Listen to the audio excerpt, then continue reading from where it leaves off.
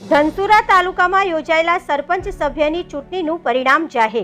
ધનસુરામાં સમર્થકોની ભીડ સાથે ગ્રામ પંચાયતોની ચૂંટણીનું શાંતિપૂર્ણ માહોલમાં મતગણતરી શરૂ।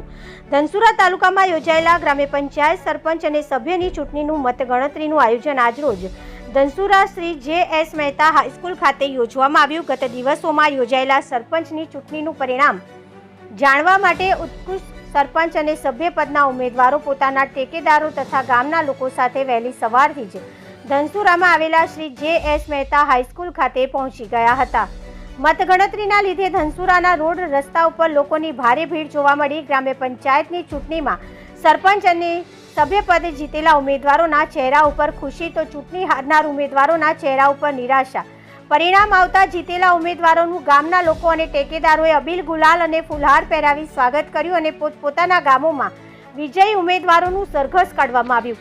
મતગણતરી સ્થળ શ્રી જે.એસ. મહેતા હાઈસ્કૂલ ખાતે ધનસુરા પોલીસનો ચુસ્ત બંદોબસ્ત જોવા મળ્યો હતો અને ચૂંટણી પરિણામના કારણે કોઈ અનિચ્છનીય બનાવ ન બને તેની કાળજી રાખવામાં આવી હતી।